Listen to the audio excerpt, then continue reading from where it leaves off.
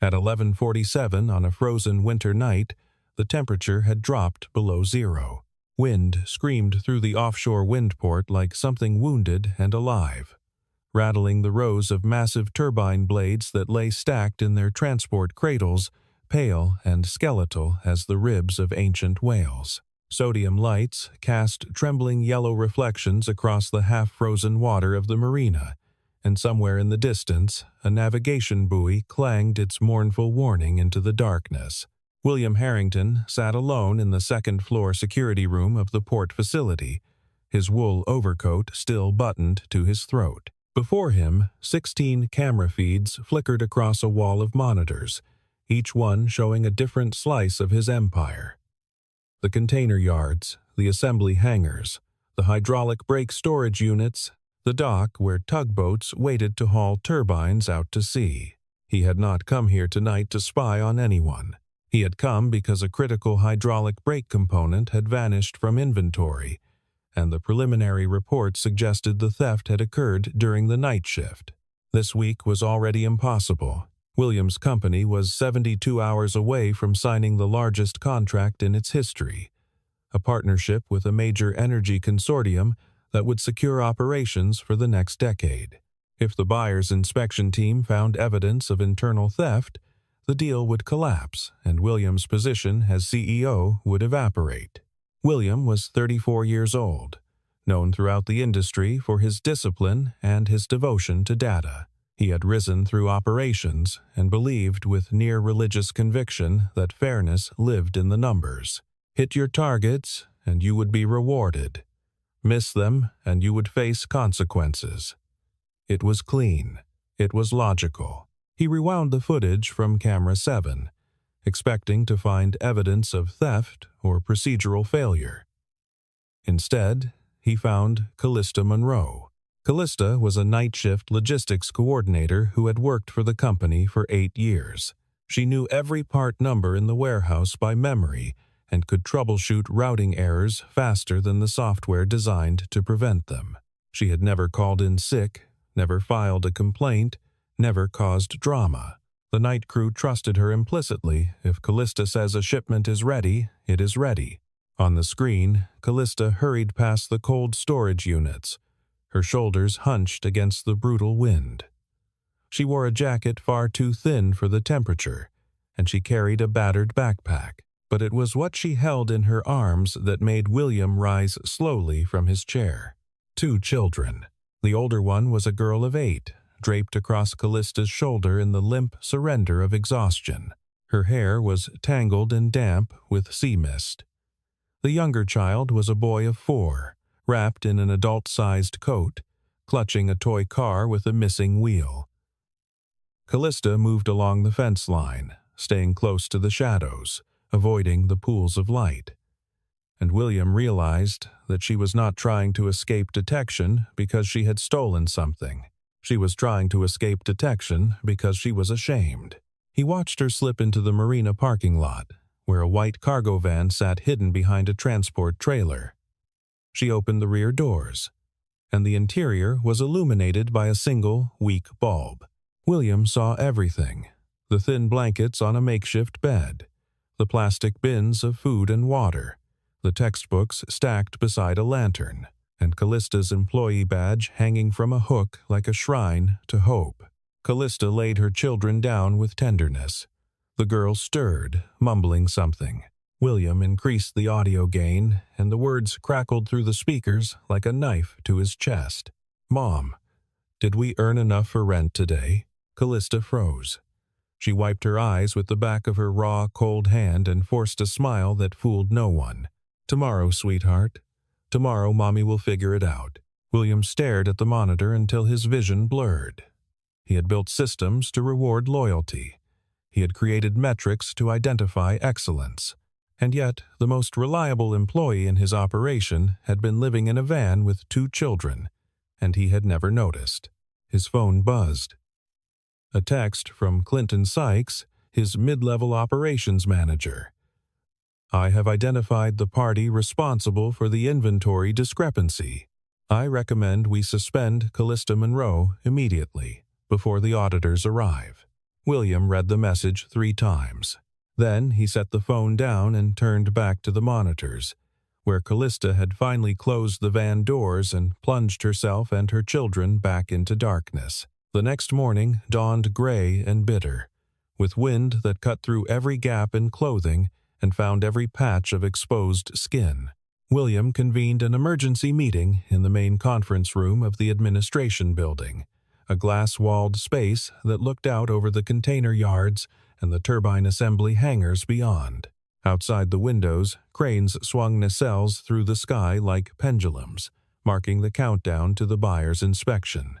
Inside, the heating system fought a losing battle against the cold that seeped through every crack. Clinton Sykes sat at the far end of the polished table, his expression arranged in the careful neutrality of a man who had rehearsed this moment. He wore a charcoal suit that cost more than Callista earned in a month, and his hands were folded with the practiced confidence of someone who believed he had already won. Beside him sat Bernie Knox, a mid-level accountant from the Inventory Management Division, who clutched a stack of spreadsheets and avoided eye contact with everyone in the room. William took his seat at the head of the table and nodded for Clinton to begin. Clinton laid out his case with the precision of a prosecutor presenting evidence to a sympathetic jury. The missing brake component, he explained, had been logged out of secured storage during the night shift 3 days ago. Access records showed that Callista Monroe had been the last employee to scan her badge in that section of the warehouse. She worked the night shift, which meant minimal supervision and maximum opportunity. She was known for staying late, often remaining in the facility long after her colleagues had departed. She kept to herself, had few friends among the staff, and was therefore unlikely to have anyone who would vouch for her whereabouts. He paused, letting the implications settle over the room, like the frost that clung to the windows. "I want to be clear," Clinton continued, his voice smooth with practiced sincerity. "I am not saying Callista is guilty. I am saying that, given the circumstances and given the buyer's inspection in 72 hours, we need to demonstrate that we take these matters seriously. Suspending her pending investigation would show decisive leadership." Bernie nodded on cue, his voice barely above a whisper. "The data is consistent with her access patterns." William listened without expression. He had trained himself long ago to keep his thoughts hidden during moments of crisis, to present an unreadable facade that gave nothing away. But inside, his mind was churning through everything he had witnessed the night before.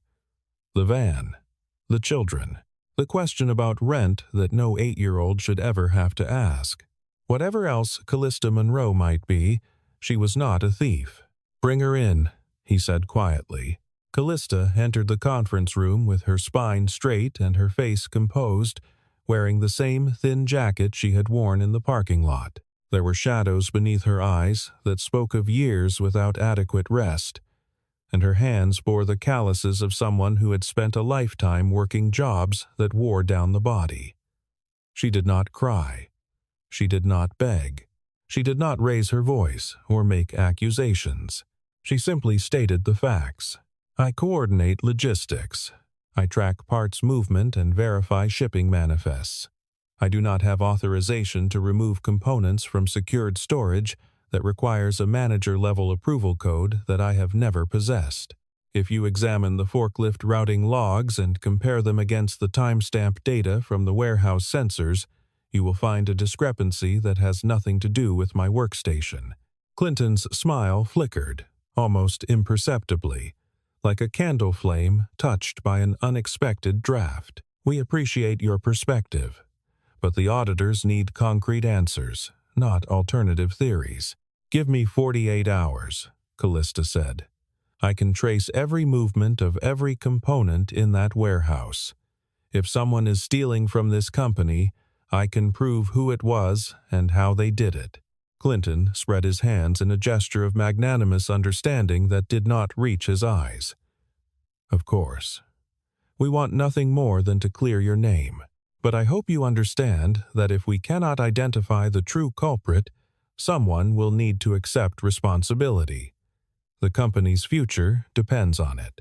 After the meeting adjourned, William retreated to his corner office and stood before the floor-to-ceiling windows that overlooked the wind port. Container ships moved through the channel like slow gray ghosts, their holds empty, waiting to be filled with the turbine components that would power cities across the eastern seaboard. Workers in orange safety vests scurried between warehouse bays, loading and unloading with the coordinated efficiency of ants serving their colony. Everything appeared orderly. Everything appeared efficient. Everything appeared to be running exactly as William's systems had designed. And yet, beneath the surface, he now understood there were cracks that his metrics had never measured and his reports had never revealed. He pulled up Callista's personnel file on his computer. 8 years of employment. Not a single negative performance review. 0 disciplinary incidents. Perfect attendance except for 3 days 5 years ago when her daughter had been hospitalized for pneumonia. A single emergency contact listed Gwen Monroe, age 8.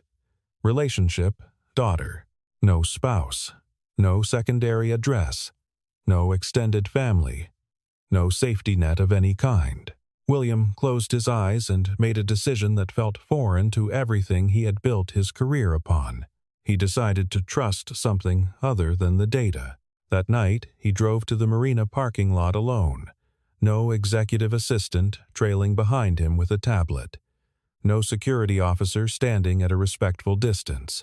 Just his overcoat, his car keys, and the bitter wind that sliced through every layer of clothing as though fabric were meaningless. He parked 100 yards from the white van and covered the remaining distance on foot, his expensive leather shoes crunching on the frozen gravel with each step. The marina was quiet at this hour, the fishing boats dark, the yacht slips empty. The only sound, the relentless keening of the wind and the distant clang of the navigation buoy marking the channel. Through the fogged windows of the van, he could see a faint glow the battery-powered lantern Callista used to help her children with their homework. He could hear a voice reading aloud, a child's voice stumbling over difficult words but pressing forward with determination. Homework being completed despite circumstances that would have broken most adults. The van's rear door opened, and Callista stepped out into the cold. Her eyes went hard the instant she recognized him, her entire body shifting into a defensive posture that spoke of years spent protecting herself and her children from a world that offered no protection in return. "Did you come to evict me from the parking lot, too?" "No." William's voice came out rougher than he had intended, scraping against his throat like sandpaper. "I came because I did not know." Callista studied him for a long moment, her breath fogging in the frozen air, her expression unreadable. "Know what, exactly? That your most loyal employee cannot afford a roof over her children's heads? That your company pays wages that look generous in the quarterly reports but disappear into medical bills and childcare costs and rent that increases every year while wages stay frozen?" William had no answer. He had never thought to ask those questions. "I am not here to offer charity," he said carefully, choosing each word as though stepping across thin ice. "I understand that you would refuse it. Then why are you here?" "Because I saw you." William took a breath, feeling the cold air burn his lungs. "On the security cameras. Last night, I saw you carrying your children through the freezing cold, and I realized that everything I thought I understood about what loyalty means was wrong." From inside the van, a small face appeared at the window. Gwen, her eyes enormous, with a mixture of curiosity and fear that no child should ever have to feel. She had never seen anyone from her mother's workplace come to visit them before, because they had never had a place worth visiting. They had never had walls to receive guests within. William looked at the child, then back at Callista. When he spoke again, his voice was quieter, but it carried an intensity that surprised even himself. "I am going to find out who is trying to frame you. And I am going to make certain that your children never have to sleep in this van again." Callista's expression shifted, something flickering beneath the surface. a crack in the armor she had spent years constructing. It might have been hope. It might have been suspicion. It was probably both. "Do not make promises you cannot keep," she said. "I have heard too many of those. I never make promises I cannot keep." Over the following days, while the company raced to prepare for the buyer's inspection, William assembled a small team of people he believed he could trust. Finn Mercer was the newly hired chief of security, a former military investigator who owed nothing to the old guard and had no loyalty to anyone except the truth.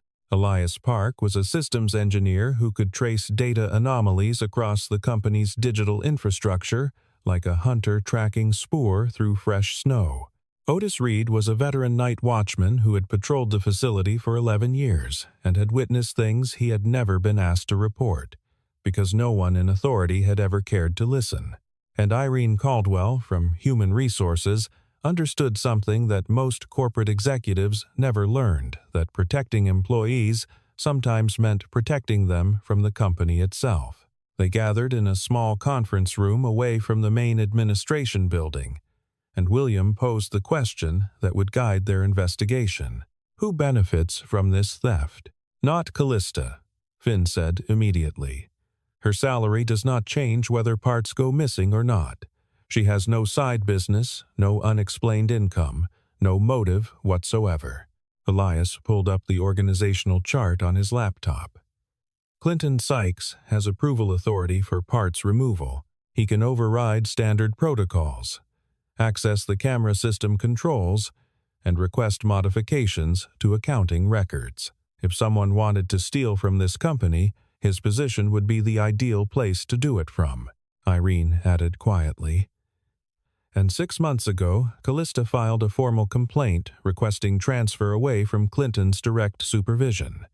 She cited hostile work environment and implied threats. The system shows the complaint was marked as resolved. The resolution was entered by Clinton himself, and there is no record of any investigation or follow-up action." The picture was beginning to emerge, ugly and clear. They dug into the data like archaeologists excavating a crime scene. Elias bypassed the polished Excel spreadsheets that Bernie had submitted to the preliminary auditors and pulled the raw server logs directly from the backup system data that could not be easily altered without leaving digital. Fingerprints. What he found made the blood drain from his face. "Look at this. Callista's badge registered at 2 different physical locations at the exact same moment. Warehouse 7 at 2:13 in the morning. Loading Dock 4 at 2:13 and 32 seconds. The locations are 300 meters apart. It is physically impossible unless someone cloned her access credentials." They dug deeper. Finn reviewed the security camera footage frame by frame, studying each pixel with the patience of a man who had spent years analyzing surveillance for signs of insurgent activity. He noticed something strange at the 23-minute mark. A barely perceptible vibration in camera 7, a subtle shift in the viewing angle that lasted less than 2 seconds. "Someone bumped this camera mount," he said, "right before the forklift entered the blind spot. Someone who knew exactly where the coverage gaps were and how to exploit them."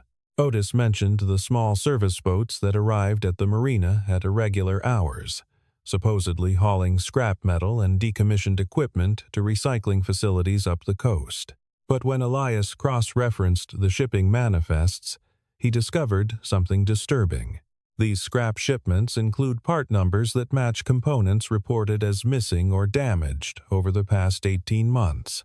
Someone has been running a systematic theft operation, disguising stolen equipment as waste disposal. The picture assembled itself like shattered glass reforming into a mirror, and what it reflected was damning.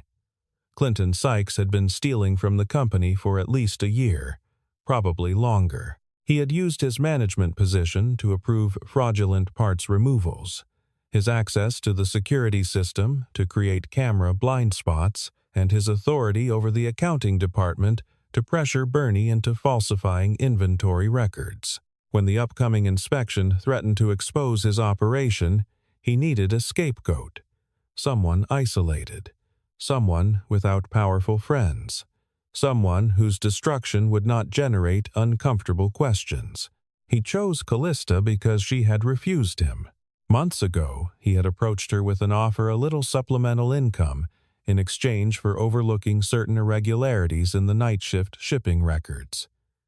She had declined, firmly and without negotiation, and Clinton Sykes, it seemed, was not the kind of man who forgot when someone told him no. She tried to escape, Irene said, her voice tight with controlled anger. She did everything right.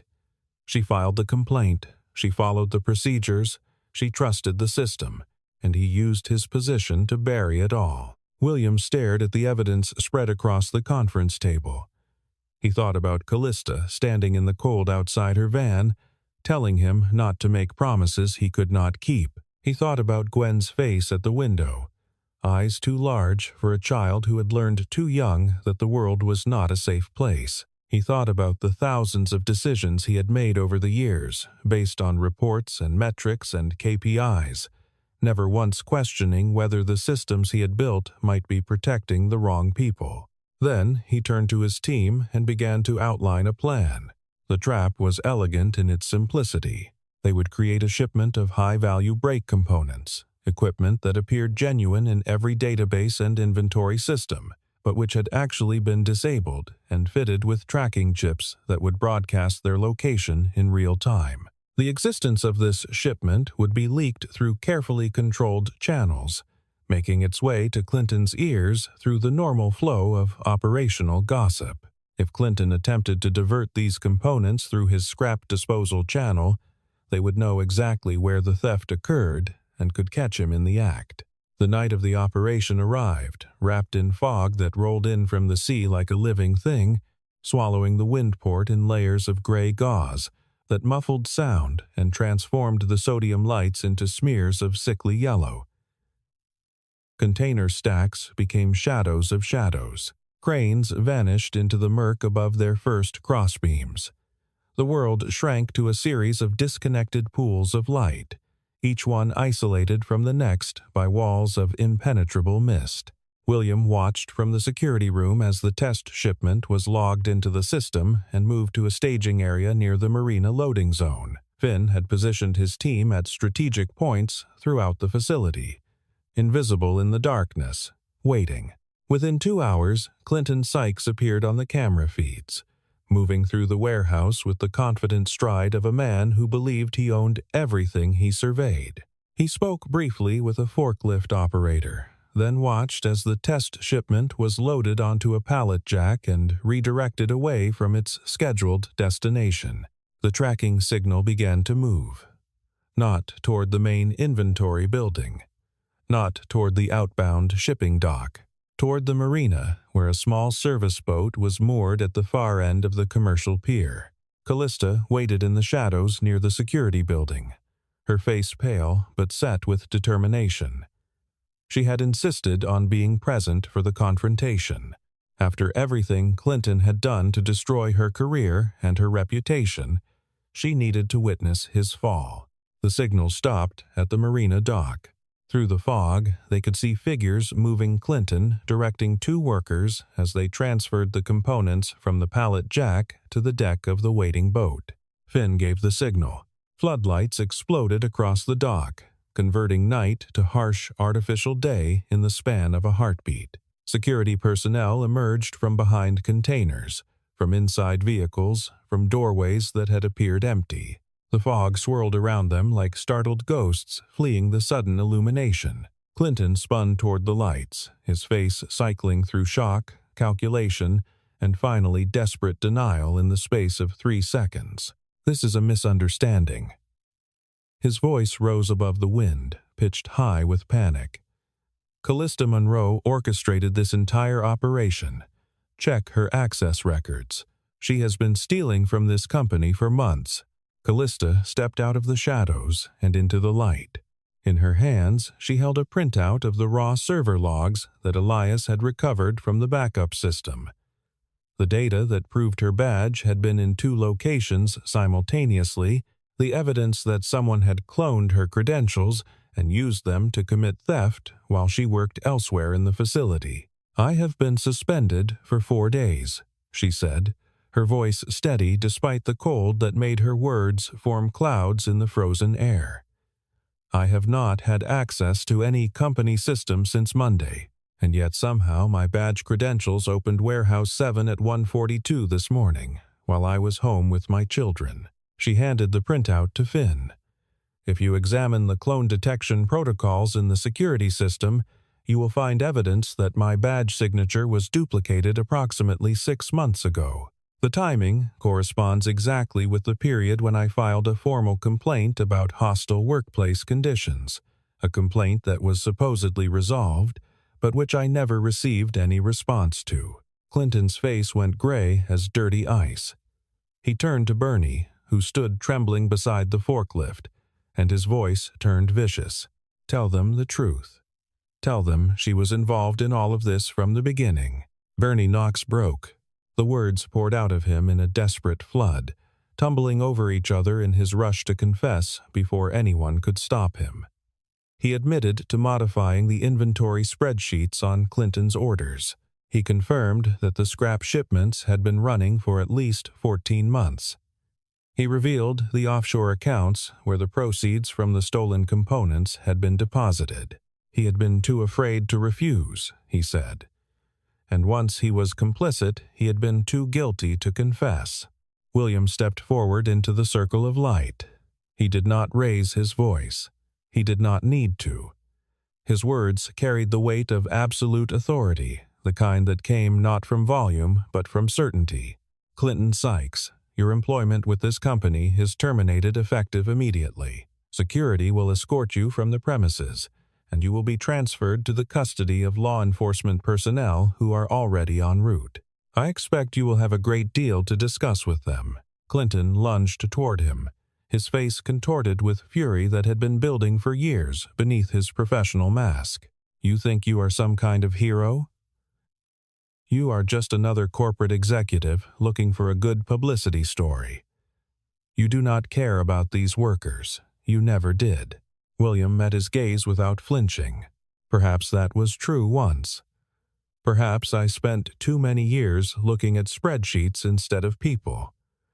But I am looking now, and what I see is a man who used his position to steal from the company that trusted him, and who tried to destroy an innocent woman to cover his crimes." They led Clinton away in handcuffs, his protests echoing across the fog-shrouded marina until the mist swallowed his voice entirely. The weeks that followed brought transformation. Callista was reinstated with full back pay and a formal letter of exoneration that was distributed to every employee in the company. The letter did not simply clear her name. It explicitly stated that she had been the victim of a deliberate conspiracy and that her professionalism and dedication throughout the ordeal had exemplified the values the company claimed to represent. William offered her a promotion and a substantial raise, and she accepted not because she felt indebted to him, but because she had earned it through 8 years of excellence that had finally been recognized. He implemented systemic changes throughout the organization. An anonymous reporting hotline operated by an independent firm, removing any possibility that complaints could be buried by the people they targeted. Dual authentication protocols for all badge access, making cloning virtually impossible. Tamper-proof camera storage systems that maintained chain of custody for all footage. Multi-person approval requirements for any parts removal above a minimum value threshold. And a housing assistance program for night shift workers funded by the company and administered through a non-profit partner, framed not as charity but as a workplace safety initiative designed to ensure that employees were properly rested and able to perform their duties without the distraction of housing insecurity. On a Saturday morning in early spring, William arrived at the marina parking lot with a small, moving truck. The trees along the waterfront were just beginning to bud, and the wind that blew in from the channel carried a hint of warmth that had been absent for months. Callista stood beside the white van, packing the last of her possessions into cardboard boxes. Gwen helped fold blankets with the solemn efficiency of a child who had learned too young that belongings must always be ready to move on short notice. Henry chased seagulls across the gravel, his laughter ringing out across the parking lot, a sound that seemed to belong to a different world than the one his family had been inhabiting. The new apartment was modest, 2 bedrooms in a building near the port, with a view of the water from the living room window and radiators that actually worked. It was not luxurious by any measure, but it had walls that kept out the cold. It had a door with a lock that Callista controlled. It had windows that did not fog with the condensation of 3 people trying to survive another night in a space designed for cargo. Gwen walked through the empty rooms slowly, trailing her fingers along the painted surfaces as though testing their reality. When she reached the living room, she stopped beside the window and pressed her palm flat against the wall. "Mom," she whispered. "The walls are warm." Callista could not speak. She pulled her daughter close and let the tears come, tears she had forbidden herself for years, because there had never been time for weakness, never space for grief, never any point in mourning what she could not change. William stood in the doorway, holding a small cardboard box. He did not make speeches. He did not expect gratitude. He simply set the box down and handed Callista an envelope. Inside was a single key. Callista looked at it for a long moment, turning it over in her fingers as though trying to verify that it was real. Then she looked up at William. "I do not know how to thank you for this." "You do not need to thank me for anything. You never needed rescuing, Callista. You just needed someone to stop blocking your path." She shook her head slowly, a faint smile crossing her face for the first time in what felt like years. "You could have looked the other way. Most people would have." William thought about the security footage, the frozen parking lot, the children sleeping in a van while their mother worked through the night to keep them alive. He thought about all the quarterly reports he had reviewed, all the performance metrics he had analyzed, all the decisions he had made based on data that told him nothing about the human beings those numbers were supposed to represent. "I did look the other way," he said quietly. "For years. I just did not realize it until I finally saw what I had been missing." He left them there, Callista and Gwen and Henry, standing in their new home while spring sunlight streamed through windows that belonged to them. As he walked back to his car, he heard Henry's voice drifting through the open door, bright with wonder. "Mommy, can I put my car on the shelf?" The real shelf.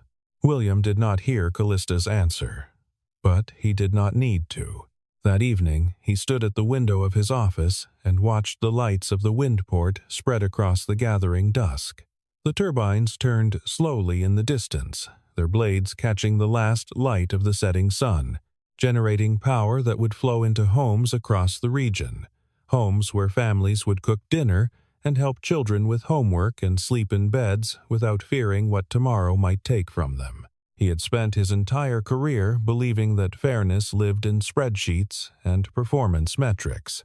He had built systems designed to reward excellence and punish failure, convinced that objectivity was the highest form of justice that any organization could achieve. But objectivity, he now understood, was also a form of blindness. It was a way of measuring outputs without measuring costs, a way of tracking productivity without tracking humanity, a way of demanding loyalty while offering nothing in return except the uncertain privilege of continued employment. Callista had given 8 years of flawless service to his company. She had solved problems that stumped experienced engineers. She had trained new employees who went on to become supervisors themselves. She had shown up every single night, regardless of what was waiting for her in that van, regardless of the fear and uncertainty that must have haunted every waking moment. And in return, the company had nearly destroyed her, not through malice, not through conscious intention, simply through the comfortable assumption that employees were resources to be optimized rather than human beings to be protected. William turned from the window and sat down at his desk. He had more work to do, wage structures to examine, benefit programs to expand, support systems to construct. The board would resist some of his proposals. They would call him soft or naive, or distracted from the real priorities of running a profitable business. But he had witnessed something that he could never unsee. He had watched a woman carry her children through the bitter cold, and he had finally understood what loyalty actually meant. It was not silence in the face of injustice. It was not sacrifice without recognition. It was not the willingness to suffer endlessly without complaint. Loyalty was a covenant, a promise between human beings that if you gave your best to something, that something would protect you in return. Callista Monroe had honored her side of that promise for 8 years. It was long past time for William Harrington to honor his. Months later, on a morning when summer had finally arrived and the wind off the water carried warmth instead of bitter cold, Callista finished her shift and walked out of the logistics center into the early light. The night had been busy but manageable, and her team had processed a record number of shipments with 0 errors. Her car, a modest sedan she had purchased 3 months ago, nothing fancy, but reliable, and hers sat waiting in the employee parking lot, not in a hidden corner behind trailers and containers. In the regular lot, in a numbered space, like any other worker heading home after an honest night's labor. She paused at the driver's door and looked back at the wind ports spread out before her. The turbines in the distance turned their slow circles, patient and tireless, harvesting energy from the invisible currents of the air. Ships moved through the channel. Cranes lifted their burdens. Workers went about their tasks. It looked the same as it had always looked. But everything had changed. Gwen had finished the school year with honors. She had made friends, real friends, who came over to play in an apartment with walls and a door and a room of her own. Henry's cough had finally cleared up, and his laughter filled the evenings with a brightness that Callista had almost forgotten was possible. She got into her car and started the engine. The radio came on, playing something soft and hopeful, and she let it wash over her as she pulled out of the parking lot and turned toward home. For so many years, she had believed that survival meant suffering in silence, that strength meant never asking for help, that the only person she could truly depend upon was herself. She had been wrong. True strength was not the absence of need. It was the courage to keep moving forward, even when the need was overwhelming. And sometimes, if you were fortunate enough, you encountered people who saw your struggle and chose to stand beside you instead of looking away. The morning sun climbed higher as Callista drove through streets that had become familiar, past shops she had begun to recognize, toward an address that finally felt like it might be permanent. She had a home now. She had a future. Her children had stability and safety, and the chance to grow up believing that the world could be good. And, for the first time in more years than she could count, Callista Monroe drove toward that future without fear. Asterisk. Loyalty should never be silent sacrifice. It must be seen, respected, and protected. Asterisk.